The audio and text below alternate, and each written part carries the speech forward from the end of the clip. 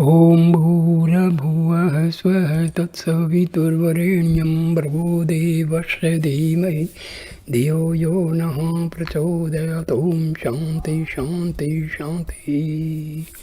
Namaste, my dear friends.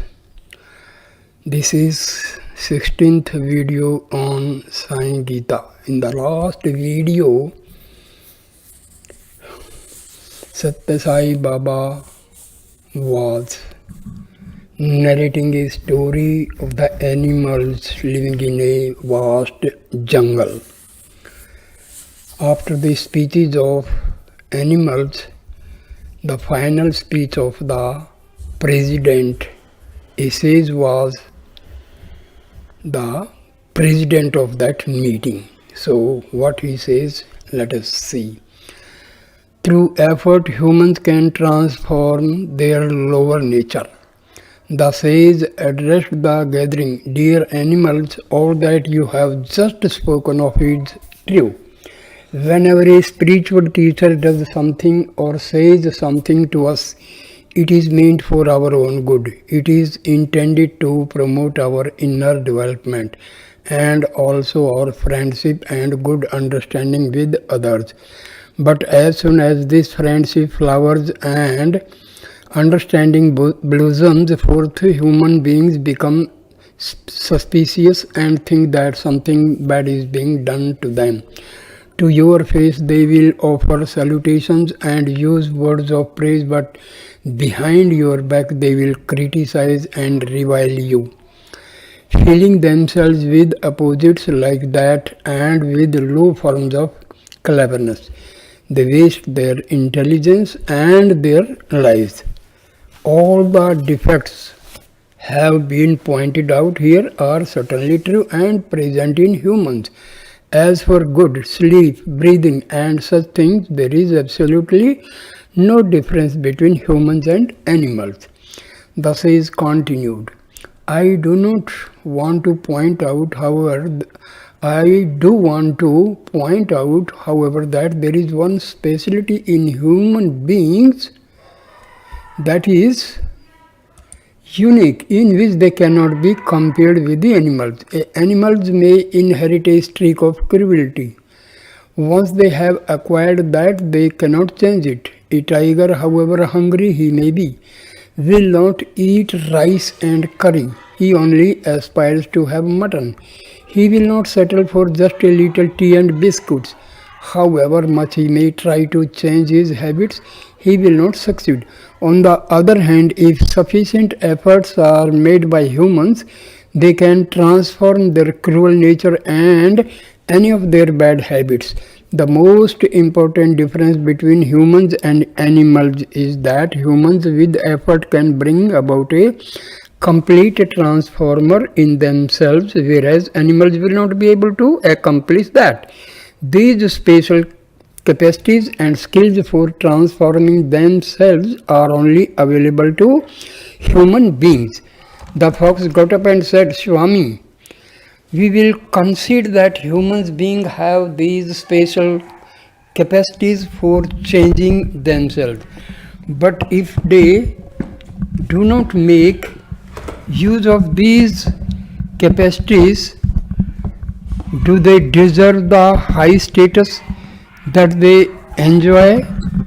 The president declared, if anyone has the capacity to change himself but does not use it, then he is much worse than an animal. At this, all the animals burst into an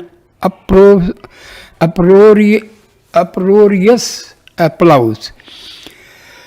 The cheering went on and on until the president gabbled for order. The sage then repeated the principal point he had just made, that any human being who had the capacity for doing good but who do not use this quality to improve their own behavior and develop the good within themselves were without a doubt worse than animals. Then the sage added, what is the use of all the learning that human beings accumulate? Will it change their faith? As soon as bad thoughts enter their heads, Their thinking becomes dull and they become like idiots. In learning and skills, humans have attained a high status, but all this learning is only for the sake of procuring some bread. They use their education only to fill their bellies and to eke out at living good.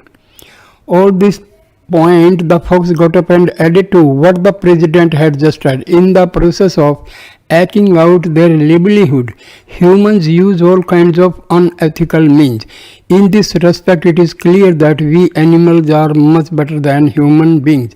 The fox got carried away by his own rhetoric. He continued for some time on the same theme. We are always here in gaining our livelihood. In all respects, when compared to humans, we are far better. Really, we are the best. He got an exuberant, almost righteous ovation from the whole four-footed assembly. Everyone agreed wholeheartedly with this appraisal and urged the fox on to say more. But now the enthusiasm had exceeded its limits and the president pounded the gavel and called for order. The sage arose and made a few additional remarks. He explained the second major difference that makes human beings unique. He said, man has been able to conquer Maya. He has been able to master illusion. Once he has achieved that, he is able to experience the Atma, his own true divine self. Then he can reach the state of nirvana, the exalted state of eternal bliss. This is a vital difference between humans and animals. The vital difference between human beings and animals. Human beings have the power and also the authority to conquer Maya and totally free themselves from delusion. If man takes the trouble and makes the effort, he will be able to directly experience the Atma and thereby know himself as the divinity that he truly is. With the help of spiritual exercises, he can reach nirvana and be immersed in supreme bliss. In the interest of truth, I have to point out that you animals do not have these powers and potentialities with which human beings have been endowed. The sage added, dear children, in the English language, human beings have been collectively called mankind, using the generic term man. The same is given in Sanskrit as manava. The inner significance of man is that human beings can separate and remove this illusion, Maya. They can get the vision of Atma and immerse themselves in wisdom and joy in the state that is called nirvana. This then is the meaning conveyed by these letters, man. Their M stands for Maya, removed. A stands for Atma, realized. N stands for Nirvana, attained. Attaining Nirvana means that man becomes one with joy and bliss. So a true human being is always one who has removed the ignorance of Maya, who has had a vision of the Atma and who has become merged in the supreme state of bliss. When the sage had finished, all the animals bowed their heads and there was a deep, reflective silence. They mulled over the words the president had spoken. They had to agree that these were three possibilities which they, in their present forms, could never hope to achieve. But then a question was raised by one bold buck. Have all human beings been able to attain this? The sage responded with a resounding no. He said, only very, very few people care at all about these extraordinary treasures which are their birthright. Most people fritter away their lives, never pursuing these invaluable opportunities of human life. Their pursuits reek with selfishness, and they treat each other much worse than animals. Although humans have this great capacity for wisdom and bliss, they do not develop themselves in this direction, and so they have not been able to derive any real joy from their lives. Most human beings behave even worse than animals. The animals came to a consensus and agreed that these people who do not make any effort at all in these directions are just like them, and there is absolutely no reason for distinguishing them from animals. The sage agreed. Then, on a personal note, the president explained the reasons why he had come into the forest to live. He said, human beings do not care much about these noble qualities. Animals give trouble only to those who give them trouble. Otherwise, they will live in peace with one another. But humans hurt those who do not hurt them at all. Without any reason, they begin to blame and cause trouble, harming people who are unblemished and who have given them no cause for provocation. Humans also enter into kinds of improper work which they have no right to be engaged in. He concluded, it is for these reasons that many true spiritual seekers have become renunciates, have given up the company of man and gone into the forest to live. Humanity is becoming increasingly selfish. Whatever people say, whatever they do, whatever they think is laced with selfish motives. Animals do not have such selfishness. Animals are not harming other animals and accumulating wealth. Therefore, in many ways, humans behave worse than animals.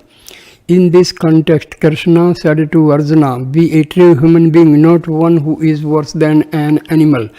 Rise above the animal nature to your true human nature. There are two qualities of animals that you should never have. You are neither a sheep, which is timid and fearful, nor you are a tiger, which is cruel to others. You are a man. You are worthy of higher things. Be fearless. Do not ever allow yourself to be subjected to fear. In truth, you yourself are the divinity. Sorrow and fear can never have any power over you.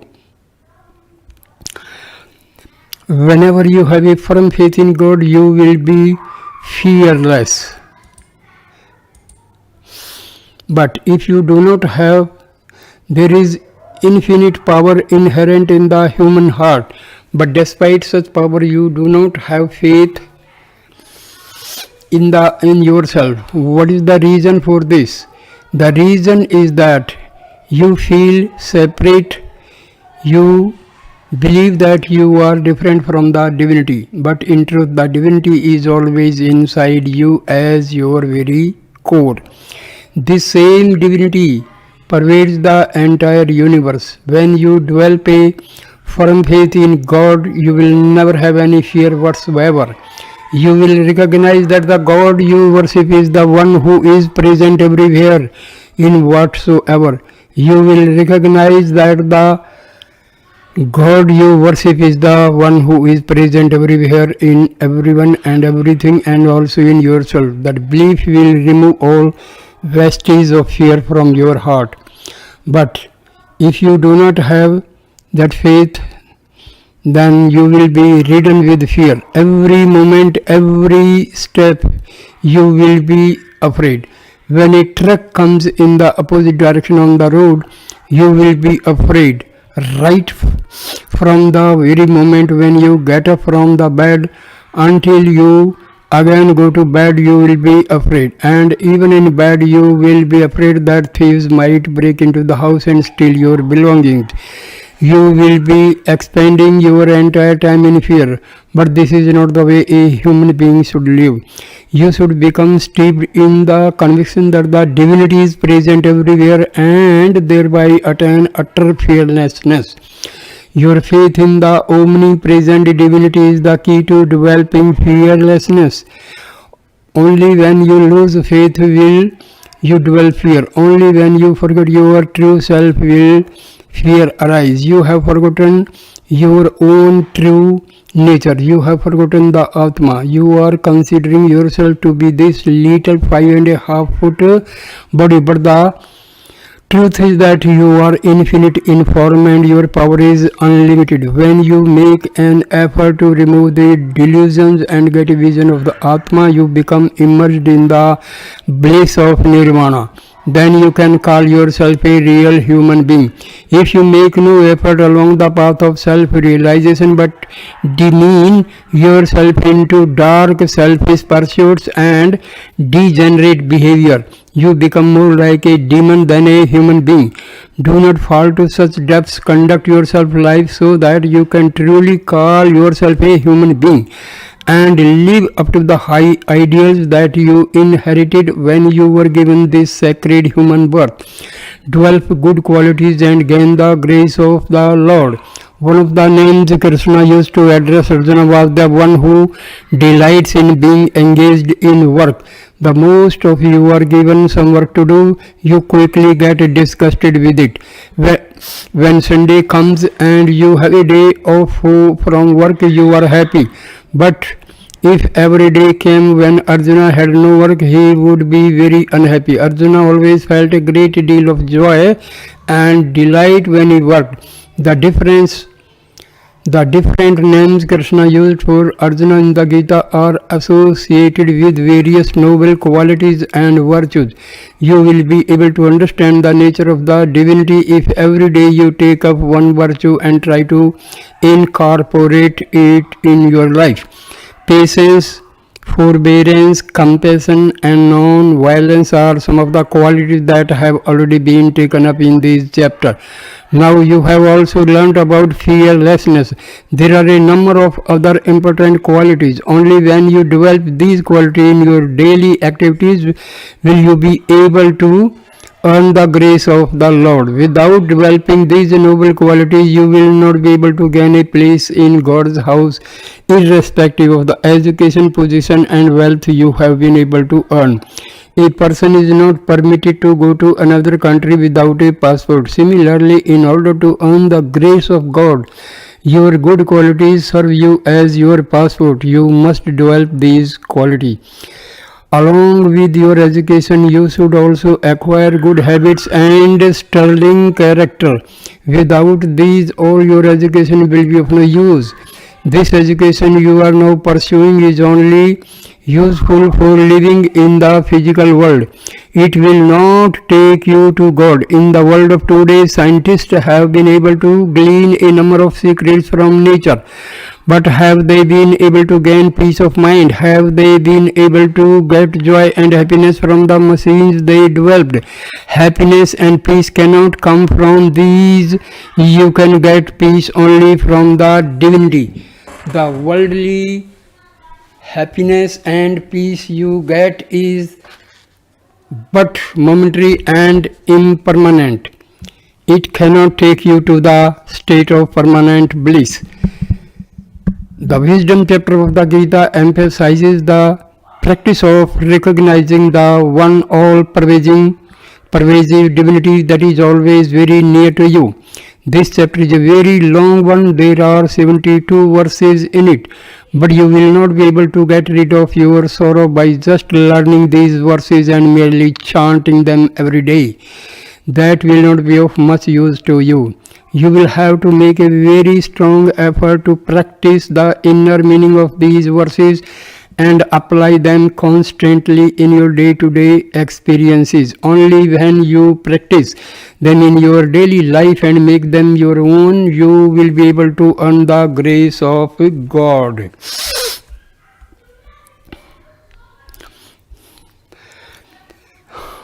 And be forever united with Him.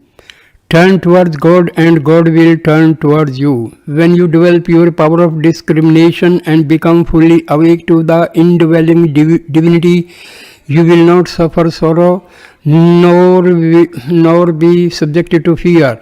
But as long as you have attachment to the body and attachment to objects, fear and suffering will be with you. Therefore, Krishna told Arjuna to develop his discrimination and rid himself of body consciousness. He told him that once he was free of body consciousness, he would be able to develop integral vision.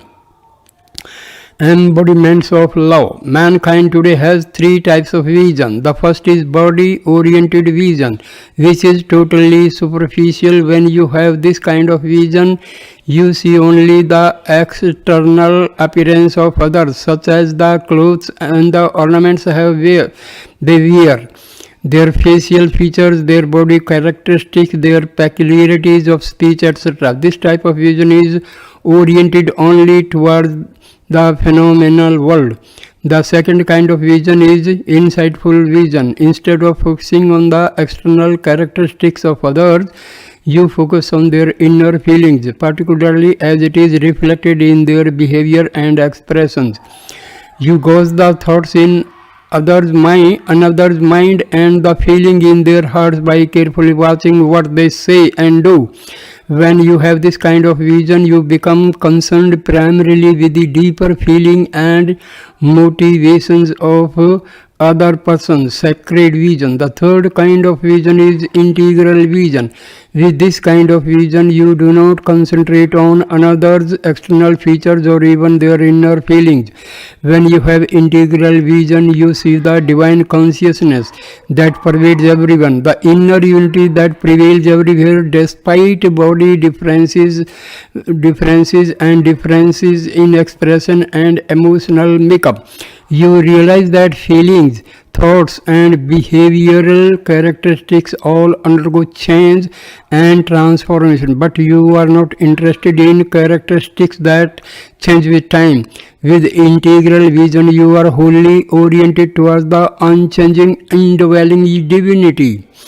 Such a deep inner vision is a sacred vision. When you have this, you are in the hands of God. More than that, not only you are in the hands of God, but verily you become God himself. The truly wise say that one who knows God becomes God. As you perceive, so you become.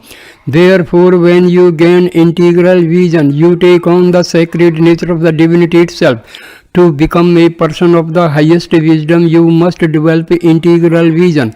You must steadily abide in the inner unity that is at the core of all the outer diversity. It is for this reason that Krishna commanded Arjuna to steadily turn his vision towards his highest self and to maintain that vision at all times under all circumstances. Chariot festivals. In India, there has been a tradition from ancient days for temples in villages and towns to conduct chariot festival. During these festivities, the idol of the deity installed in the temple is taken in procession. First, a huge chariot is constructed for this purpose. Then the chariot is elaborately decorated and beautiful seat is provided therein for the deity. On the auspicious day, the deity is transferred from the temple to the chariot with appropriate rituals and incantations. The chariot is then taken through the streets in a colorful procession pulled by devotees and preceded by groups of dancers, musicians and singers. Along the course of the procession, many people offer worship to the deity by lighting sacred lamps and waving them as the chariot comes by. During these festivals, thousands of people gather coming from all surrounding villages. Three kinds of people come. The first kind, which constitute the bulk of the people present for the festival, concentrate all their attention on the chariot and its external appearance. Then there are others who concentrate mostly on the sacred feelings generated by the procession, such as the fervent piety of those who are pulling the chariot, the ecstatic joy of the dancers and singers, and the reverence of the priests and devotees who are offering worship. Thirdly, there are a few who recognize the real purpose for which this festival has been arranged. Only this small handful cares to have a vision of the indweller, the sacred person who is seated in the chariot. Of course, the festival is being celebrated for the purposes of installing the image of God in the chariot. Without the representation of God, the festival would have no meaning. This sacred figure inside the chariot Chariot represents the indweller who is God himself, but only the rare individual will turn his full attention towards that divinity. Most people will see only the physical appearance of the chariot, its decorations and other such things as the fine raiment put on the sacred image inside, the costumes worn by the dancers and musicians, and all the sound and color of the festivities. The largest number will concentrate only on these external things, but there will also be some people who concentrate their attention on the rituals of worship and the offerings being made, such as the breaking of coconuts, the waving of lamps and incense, and the devotion expressed through these rituals.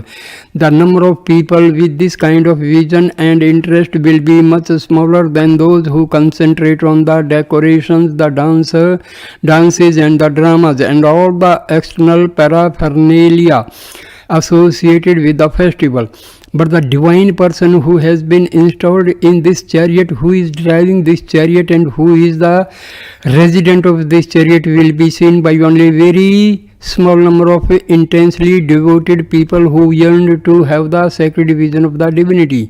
In the huge throng turning out for the festival, such people may be counted on the fingers of one's hand. For them, all the outer trappings and all the sound and excitement of the process will only get in the way of their having a real vision of God. All they long for is to see and be with their beautiful Lord, whose representation is seated in the chariot of the human body. What is the deeper meaning of this chariot? How many such chariots are there? The chariot that is being spoken of here is the human body. So there is not just one chariot but millions upon millions of chariots. Every day these chariots move from state to state and house to house, taking the indwelling resident in procession.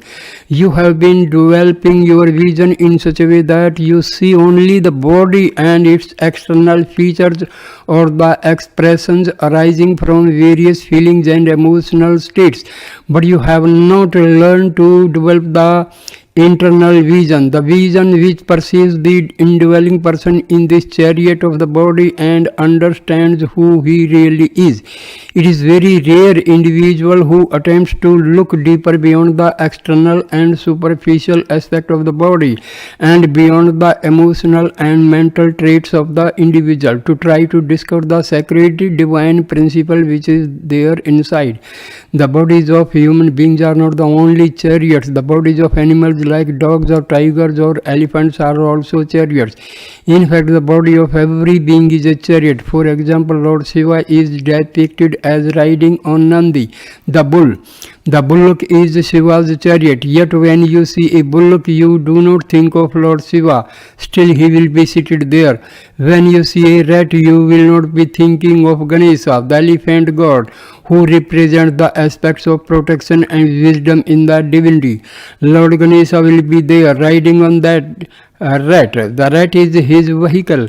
So it is also a chariot in which God is installed. In a similar way, lions, crows, dogs, snakes, eagles, and so many other animals and birds are used as vehicle for the many different aspects of God. In truth, every living being is a chariot taking God in procession. These days you are developing the vision that sees only the chariot. You are focusing all your concentration on the external decorations. In this age, almost your entire time is spent on adorning the chariot and seeing to the comforts and pleasures of the body. As a result, you are paying attention only to the external differences and you are not spending any time trying to see the indweller. Therefore, Arjuna, said Krishna, know that all these people about whom you are so concerned are only chariots. They may be grandfathers, they may be brothers, they may be cousins, whoever they may be, they are only chariots. In truth, you are seeing only chariots in the form of these various relatives and teachers. You have been keeping your vision clouded by seeing only the body, but a sacred person like you should not care so much for externals. You must concentrate your mind on the indweller who is seated in every human being. Then only will your vision become sacred. Such sacred visions alone can provide the basis for your victory. Only a person who has sacred vision can achieve success in great undertakings. Arjuna, people are giving the same value to the shadow as they give to that which is casting the shadow.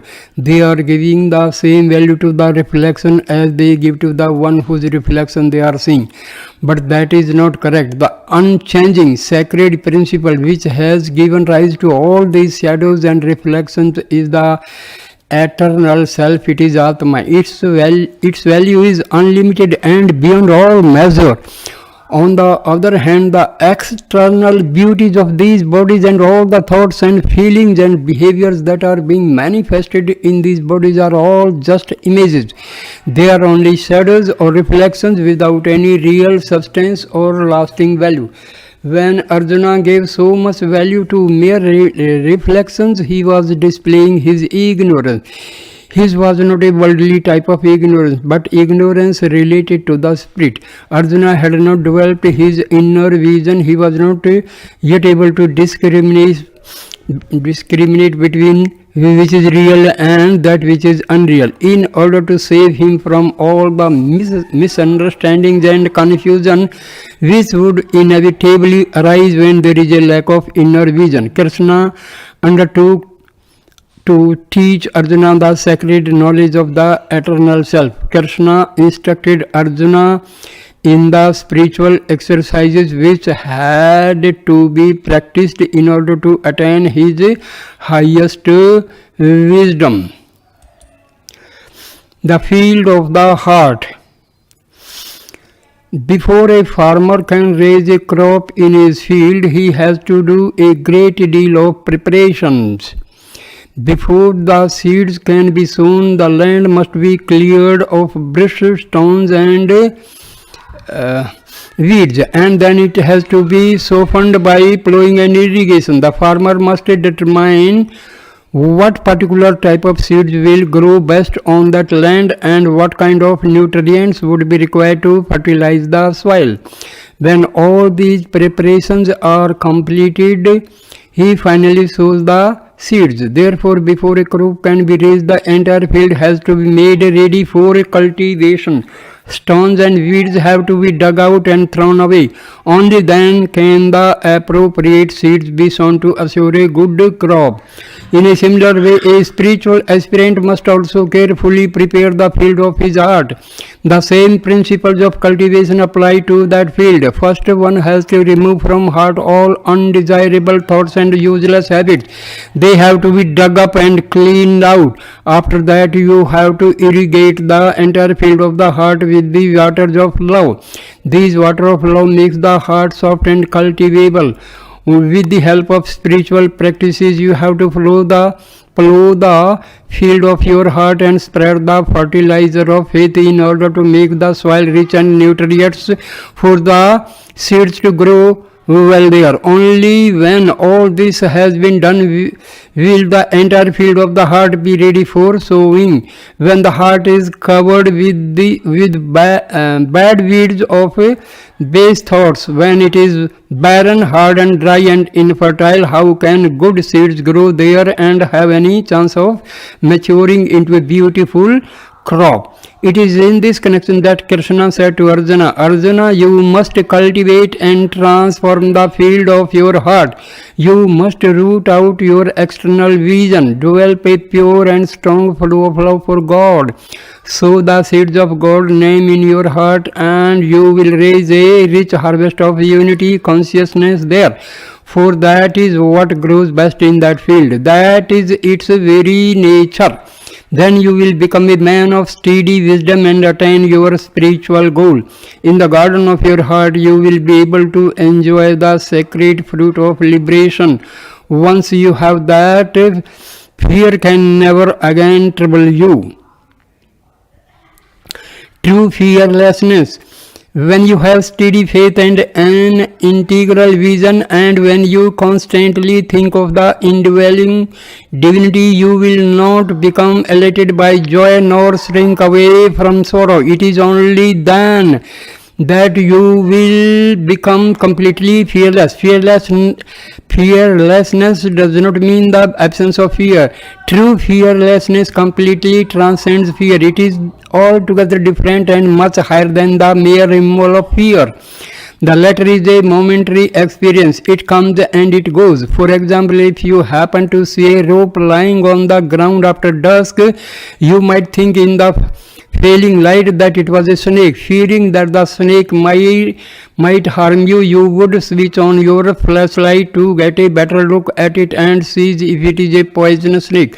But as soon as the light shines on it, you realize that it is not a snake at all but a piece of rope, and with this realization your fear disappears instantly. Here you were subjected to fear and then you became free of fear. Both were just transitory experiences. Fear is only a delusion created by the mind. Lack of fear is also a delusion created by the mind. Mistaking one thing for another leads to fear. Recognizing the mistake and rectifying it leads to the removal of that fear. But true fearlessness is not associated with these two at all. Fearlessness is a permanent state where there is no question of ever experiencing any fear. When you are imbued with fearlessness, you are continuously aware of your own reality. At that point, it would be impossible for you to become subject to fear. You should not consider this quality of fearlessness just the absence of fear. When you are truly fearless, you will not be aware of any second entity at all. You can have fear only when there exists a second object who evokes the fear in you. But fearlessness is always associated with unity consciousness.